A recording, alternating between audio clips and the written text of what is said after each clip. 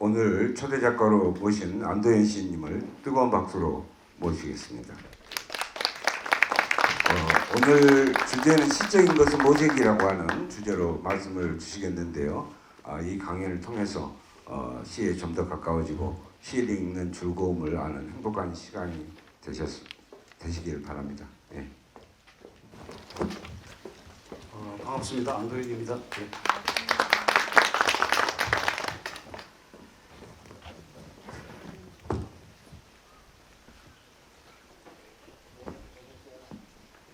여기 한보리 형하고 오영묵 형은 노래 한곡하고 끝나는 거 아니죠? 일단 기대하겠습니다. 반갑습니다. 저는 해남을 굉장히 오랜만에 온 것 같습니다. 한 10년도 넘은 것 같아요. 제가 아까 얘기에 1시 30분쯤 도착했는데 집에서 출발할 때는 8시 30분에 출발했습니다. 5시간. 서울까지는 얼마 걸립니까? 버스 타면? 4시간쯤 걸립니까? 해나? 4시간쯤? 4시간. 비슷한 거이구나. 저는 오랫동안 전라북도 전주 이쪽 익산 쪽에 한 40년 사람인데 작년에 제 고향인 경북 예천으로 이사를 해서 오늘 아침에 거기서 왔습니다. 그쪽 경북 예천은 경상북도 중에서도 좀 북부지방, 강원도와 가까운 북부지방입니다. 거기 제가 출발할 때는 날씨가 거의 영하에 가까워서 좀 도톰한 옷을 입고 왔는데 해남에 오니까 옷을 잘못 입고 왔구나 이런 생각이 드네요.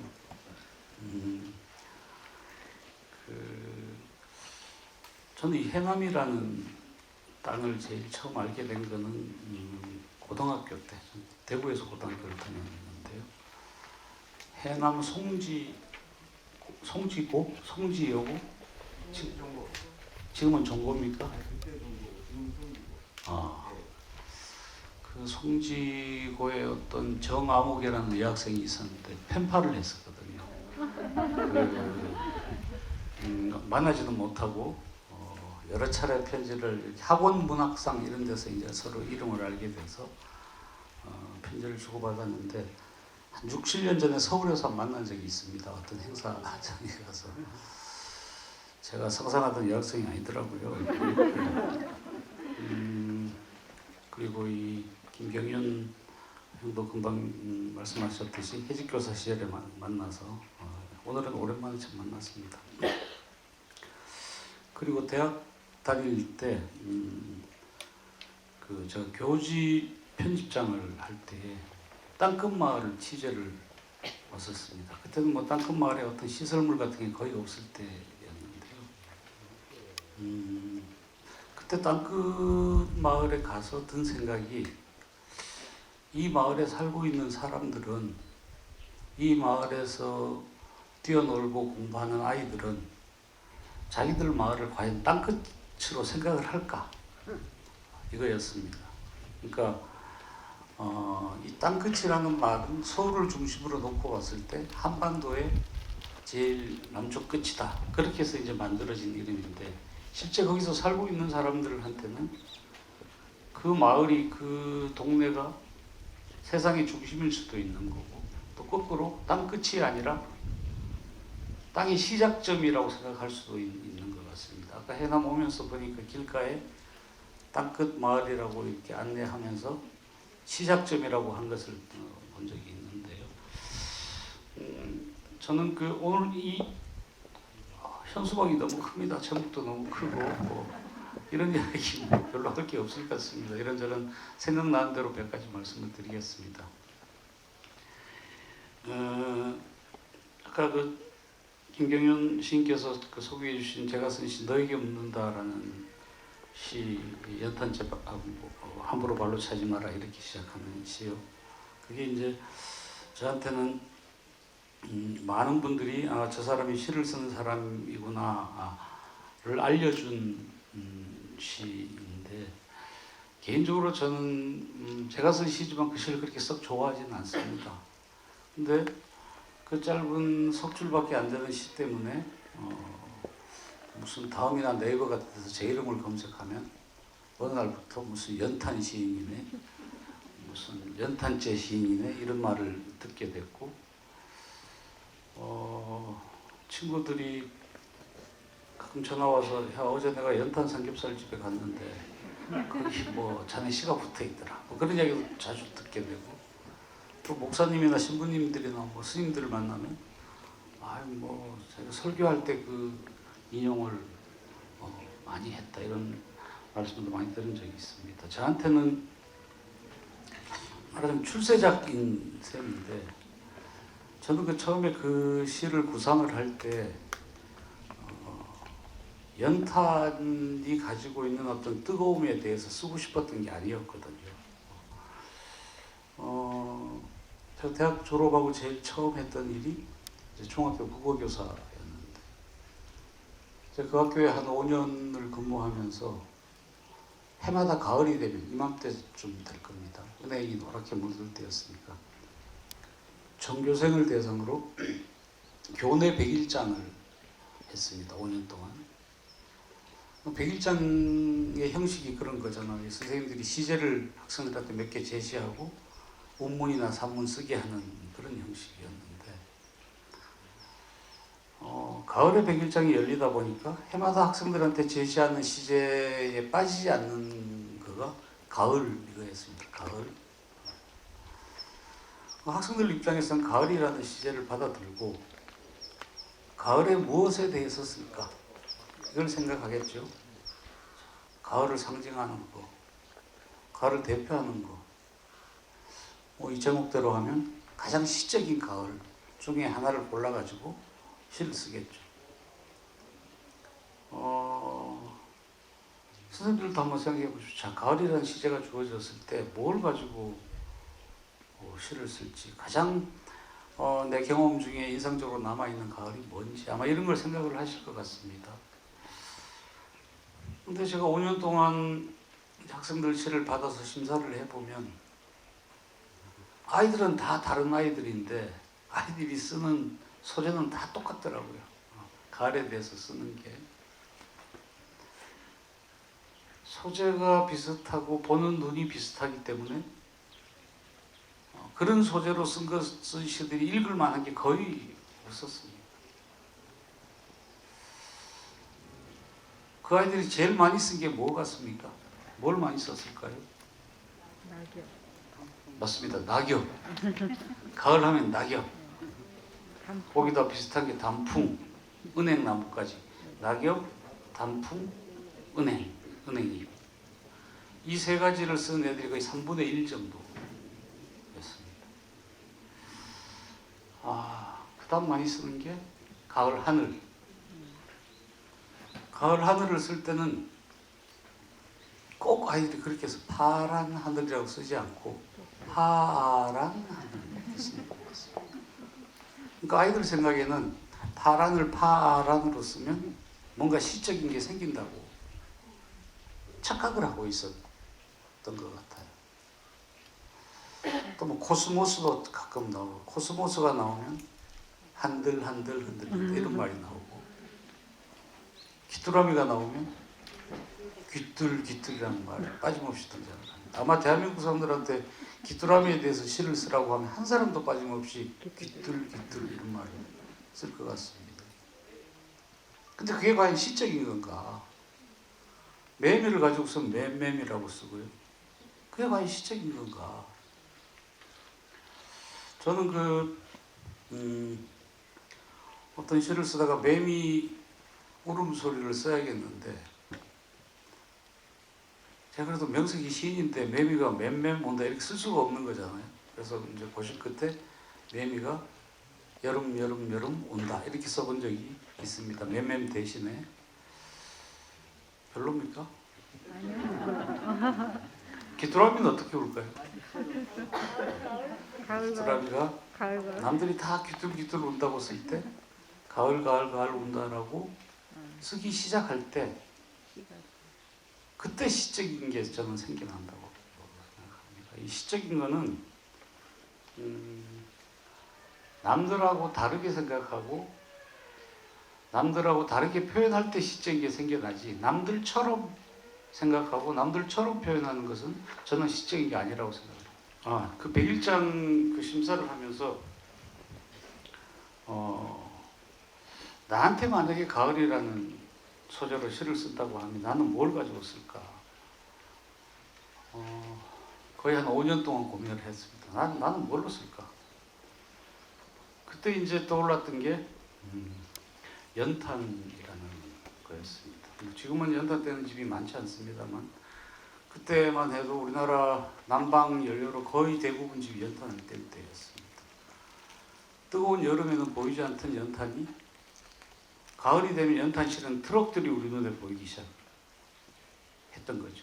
그러니까 가을이 되면 낙엽이 떨어지고 단풍이 빨갛게 물들고 이것도 가을이지만 연탄이 우리 눈에 보이기 시작하면 그게 가을이 왔다는 신호로 생각을 했습니다. 그래서 노트 옆에다가 연탄 이꼴 가을 이렇게 이제 처음에 이제 써 놓았는데 이제 시를 퇴고하는 동안에 그 가을에 대한 내용은 이제 다 빠져버렸지만 이 연탄을 쓰게 된 거는 가을 때문에 쓰게 됐다는 거죠.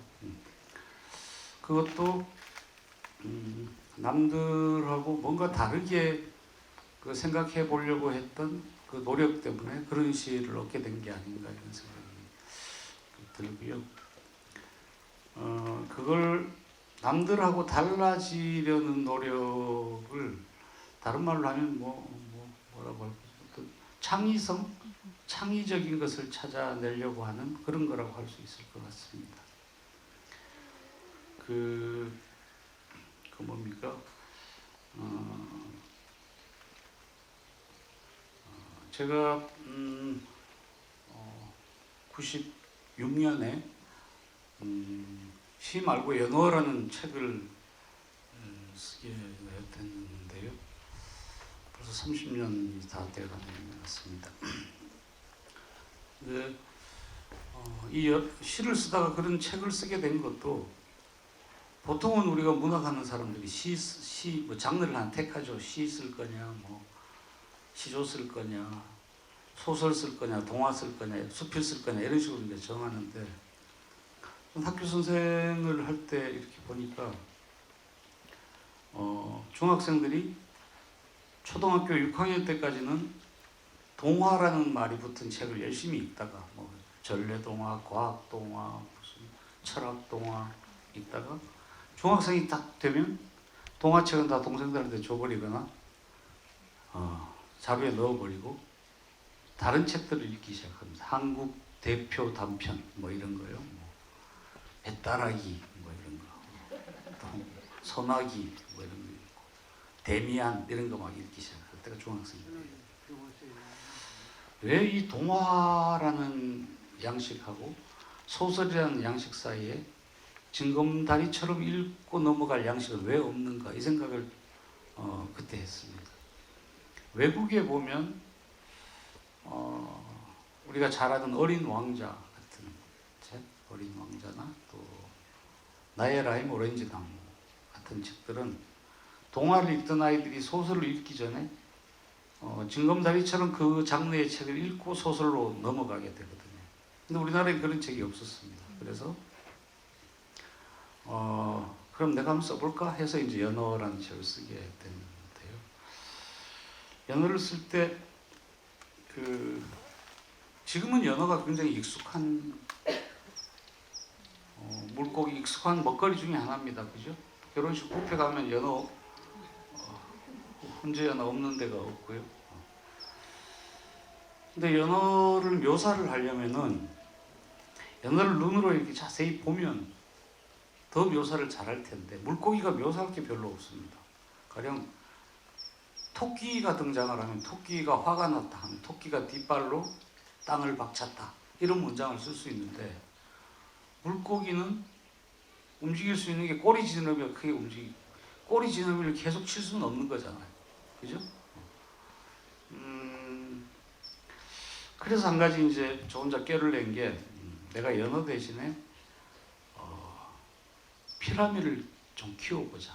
집에다가 피라미를 키우면서 피라밀 연어라고 생각을 하자. 그래서 얘들이 회전을 어떻게 하고 물 위로 떠오를 때 먹이를 어떻게 먹고 자기들끼리 좋아할 때는 어떤 태도를 취하고 이걸 좀 관찰하기 위해서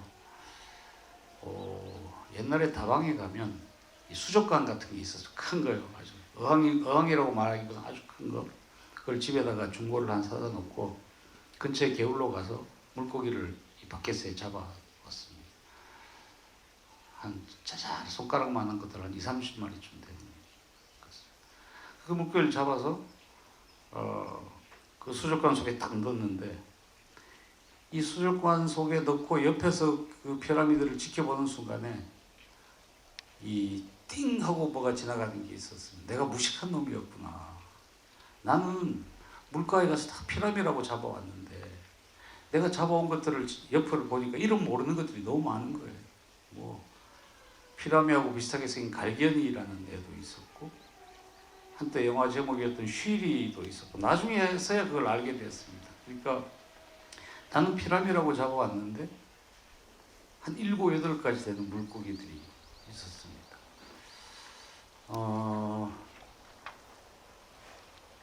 제가 아까 저 스스로를 무식한 놈이라고 했습니다. 저는 학번이 80학번입니다.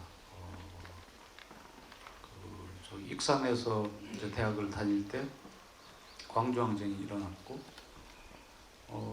80년대부터 한 90년대 중반까지 시를 생각할 때는 이렇게 뭐 단풍 바라보고 뭐 좀 물소리 듣고 이럴 틈이 없었습니다. 내가 쓰는 시는 이렇게 잘못되고 삐뚤어진 이 세상을 내 시 속에다 데리고 와야 되고 그리고 내가 쓰는 시가 이 잘못된 세상을 이 세상의 부조리와 모순을 조금이라도 해소하는 데 도움이 되는 그런 시를 써야 된다고 오랫동안 생각을 했습니다. 그러니까 그걸 뭐 좀 다른 말로 하면 사회적인 상상력 이런 게 시에서 필수라고 생각을 했고 그런 상상력을 구사하는 게 시인으로서의 의무라고 생각을 했습니다. 제가 시집을 한 4번째 시집까지 낼 때도 그 생각을 했었습니다. 그런데 연어를 쓰면서 그게 이제 90년대 중반이었는데요. 내가 피라미드라고 생각했던 것들이 피라미드가 아닌 것을 보는 그 순간부터 생각이 굉장히 많이 바뀌기 시작했습니다.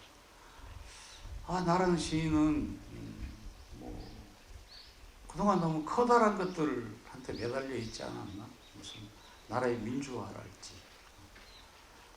뭐 노동자와 또 평등의 문제랄지,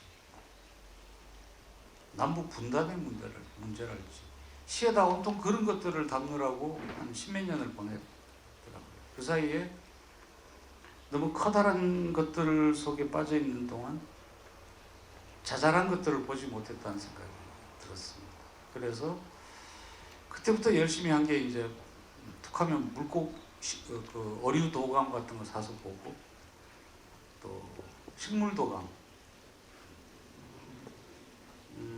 제가 전주에서 그때 같이 활동했던 선배 중에 김용택 시인, 섬진강 시인 같은 시인이 계시는데 그분은 가끔 이렇게 야외로 이렇게 나가면 저한테 야 도현아 저게 무슨 나무인지 알아? 물어요. 잘 모르겠는데요. 야 이 무식한 놈아. 시니가 또 몰라. 그런 핀잔을 굉장히 많이 주셨어요. 그런 핀잔 탓도 있지만 이 작은 식물 이름들을 하나하나 알아가면서 저 스스로가 굉장히 행복해지는 것을 느꼈습니다. 식물 이름을 하나 알게 되면 그 식물이 어떻게 사는지 생태에 대해서 더 궁금하게 생각하고 그 식물과 옆에 있는 식물과의 관계는 또 어떻게 되고 이런 것들을 한 개씩 공부를 하기 시작했습니다. 지금도 저는 식물에 대해서 굉장히 관심이 많습니다. 아까도 여기 매표소에 차를 세워놓고 이렇게 걸어 올라오면서 이쪽에 제가 모르는 나무가 하나 멀리 있었어요. 일단 내려갈 때 확인을 좀 해봐야 할 것 같습니다.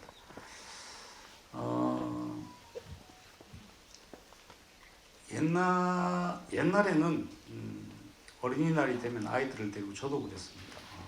동물원을 많이 갔어요. 식물보다는 이 동물에 대한 관심.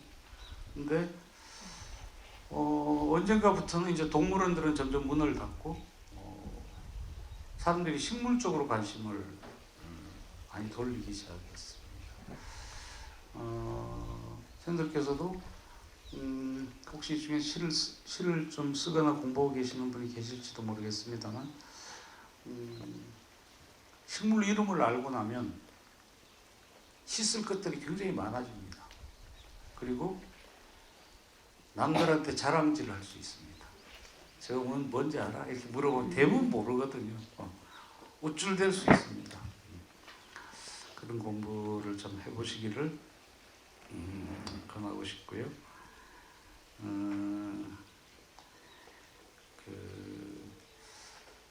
혹시 해남 아닌 데서 오신 분 계십니까? 다 해남 어디서 오셨습니까? 네? 서울에서 오셨어요? 고향이 이쪽이십니까? 여행 오셨어요? 예. 부럽습니다. 저는 일하러 왔는데.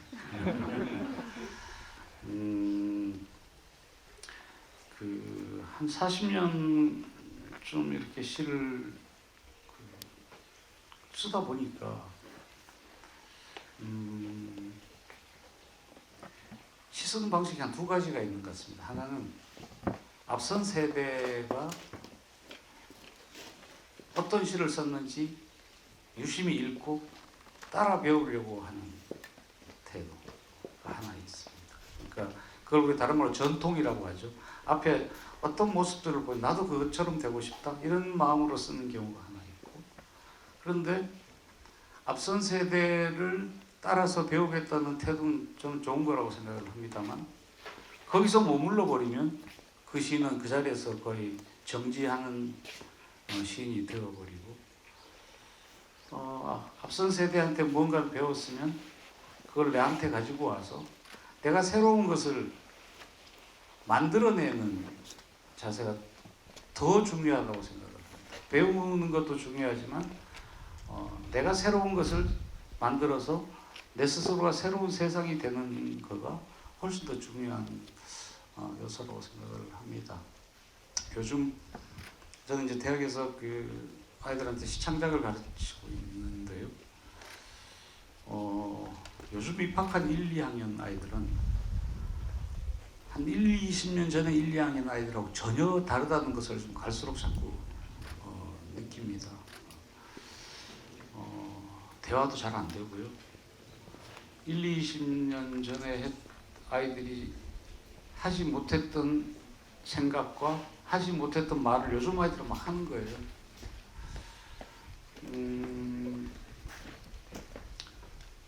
요즘 그 젊은 시인들의 시에 대해서 좀 관심이 있는 분들이 있으실지 모르겠습니다.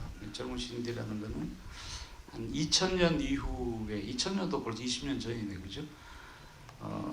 열심히 시를 발표하고 있는 시인들의 시는 제가 봐도 시를 저는 열심히 읽는다고 읽는데도 굉장히 어렵습니다. 시들이 어렵고 길고 마치 그 자폐아가 말하는 것처럼 자기 것만 들이팔고 그 시를 읽는 독자에 대해서 별로 관심이 없어요. 자기 이야기를 해야 되니까. 보통 우리가 시라고 하면 교과서에서 배웠던 시는 교과서 크기에 한 페이지 내지 두 페이지밖에 되지 않습니다. 그런데 그런 젊은 시인들의 시는 시 한 편이 10페이지 넘는 시도 다수 있습니다. 그래서 우리 세대의 어떤 제 친구가 너무나 답답한 나머지 이놈의 새끼들 한번 만나면 내가 깃뺨을 때려줘야 되겠다고 시가 하도 어렵고 답답하니까 그런 이야기를 들은 적이 있는데, 저는 뭐 그런 것보다는 가능하면 그 젊은 시인들의 시를 이해하려고 노력을 하는 편입니다. 물론 그 친구들한테 우리 세대가 말하던 방식대로 너희들도 말해라라고 할 수는 없죠. 그거는 강요가 되는 거고요. 근데 우리가 시라고 했을 때 시에 대해서 가지고 있는 우리 생각이 너무 고정되어 있는 건 아닌지 이런 걸 좀 살펴볼 필요는 있다고 생각을 합니다. 그래서 보통 교과서에서만 시를 접했던 분들은 시라는 게 한 10몇 행에서 한 20몇 행 사이에 되는 게 그냥 시라고 생각을 합니다. 그거는 예를 들면 김소월의 시절에는 그런 게 시였습니다. 시의 길이나. 근데 김소월이 언제적 사람입니까? 1920년대 사람입니다. 100년 전에 김소월의 모델을 시의 모델로 생각하면 앞으로 미래가 없게 되는 거죠. 그래서 저는 요즘 젊은 시인들이 이런 시적인 것을 찾아가는 방식이 옛날에 우리보다는 굉장히 자유롭다. 우리는 마치 무슨 법칙이 있는 것처럼 한 4행, 5행쯤 쓰면 또 연을 하나 띄우고 또 한 4, 5행 쓰고 또 연 띄우고 이렇게 썼거든요. 요즘 그렇지 않습니다. 뭐 한 줄 썼다가 연 띄우고 두 줄 쓰고 또 막 사문시처럼 막 풀어졌다가 또 한 두 줄 쓰고 또 연 띄우고 그래서 막 한 연이 20년 되는 시들이 수두룩합니다. 요즘은. 그런 내용과 상관없이 그렇게 자유로워지고 싶은 형식이 요즘 젊은 친구들의 그 마음이구나 저는 그렇게 생각을 하고 오히려 그런 것은 더 배울 점이 많다고 생각을 하고요. 30분 거의 다 돼가죠? 한 5분 안으로 마치겠습니다. 좋은 시가 뭐냐 이렇게 물으면 여러 답들을 할 수 있겠죠.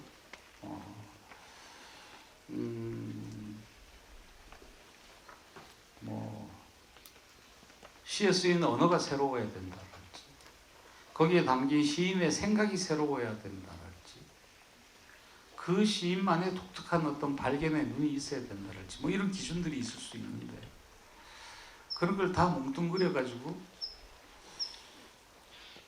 좋은 시란 뭘까, 좋은 문학이란 뭘까 이렇게 물었을 때 저는 먼저 재미있어야 된다고 생각을 합니다. 다른 거 다 빼고. 그 재미는 뭐 여러 가지가 있겠죠. 재미를 만드는 요소는 여러 가지가 있지만 누가 봐도 이거 재미있네라는 느낌을 거기에 무슨 뭐 깊은 철학이나 사상이나 이런 것 담기는지 그 여부는 따지지 말고 우선은 재미가 있어야 된다고 생각합니다. 그래야만 이 문학이라는 게 시라는 게 옛날처럼 많은 독자들이 찾는 양식이 아니죠. 시보다 재미있는 게 훨씬 많으니까요. 휴대폰만 들고 있으면 이 안에 재미있는 게 얼마나 많이 있습니까? 어떤 제 학생이 제가 이런 이야기를 하니까 그럼 재미있는 시는 어떻게 써야 돼요? 휴대폰보다 재미있는 시를 쓰면 되지. 그럼 너 세계적인 시인이 될 거야. 그런 말을 했던 기억이 납니다. 80년대 초에 어렸을 때 그 친구가 기억납니다. 장정일이라는 시인이 있었습니다. 소설도 쓰고요. 장정일은 최종황의 중졸이고 소년원도 갔다고 어릴 때. 근데 이 친구가 남들하고 달랐던 거는 책을 무지무지하게 많이 읽는 친구였어요. 어느 날 저한테 저보다 1살 어린데 형님 포르노시를 한번 써보시지 않겠어요? 이렇게 물어서 저한테 이야기를 해. 포르노시? 저는 제가 아는 그 상식으로는 포르노시라는 개념도 처음 들었고 왜 그러니까 아이고 젊은 애들이 맨날 플레이보이 찾아보고 책 먹고 하면 찢어서 다 간직하고 이러는데 그런 시를 쓰면 되지 않냐는 거예요. 그러면 돈도 많이 벌고 그때는 그 친구의 그 말이 하나의 치기처럼 생각이 됐습니다. 뭐 장난치나 이런 생각을 했는데 나중에 보니까 그걸 아무도 생각하지 않았던 거예요. 아무도 생각하지 않았던 것을 생각할 때 거기에 미래의 답이 저는 있다고 생각을 합니다. 그래서 뭐 죽을 때까지 시라는 걸 쓰겠지만 어떻게 하면 좀 더 자유롭고 더 좀 재밌는 시를 쓸 수 있을까? 요즘 제 고민은 그겁니다. 뭐 아직은 방법을 모르겠습니다만 그동안은 시가 좀 가능하면 짧고 쉬운 시가 좋은 시가 아닐까 이렇게 생각을 했는데 그 생각도 제가 좀 너무 오래 한 거 아닌가라고 스스로 반성을 할 때가 있습니다. 때로는 쉽지 않고 좀 어렵고 애매모호한 것도 시가 될 수 있다고 생각을 하고요. 시가 또 반드시 짧아야 된다라고 어디 무슨 교과서에 쓰여 있는 것도 아니고 그런 쉽고 짧은 시보다는 좀 재미있고 자유로운 시가 뭘까? 저는 그런 데서 저는 시적인 것을 좀 찾아보려고 하고 있습니다. 오랜만에 김경윤 형도 만났고 또 여기 송기원 선배도 해남에 내려와 계신다고 하고 전 아까 이 문학관 1층에 둘러보고 나서 해남이 이 배출한 시인이 이렇게 많은 줄 정말 몰랐습니다. 제가 알기로는 뭐 김준태, 김남주, 또 고정희, 김경윤 이렇게 알고 있었는데 와서 보니까 제가 또 알고 있는 작가들도 많이 있고요. 우리 또 김경윤 형은 뭐 아직 생생한데 벌써 문학관의 자리를 툭 잡고 계셔가지고 부러웠습니다. 앞으로 해남 뭐 자주 오지는 못하겠지만 이보장이나 시인들 더 유심히 좀 또 읽어봐야 되겠다 그 생각도 좀 했습니다. 제 말씀은 우선 여기서 마무리하도록 하겠습니다. 예, 고맙습니다.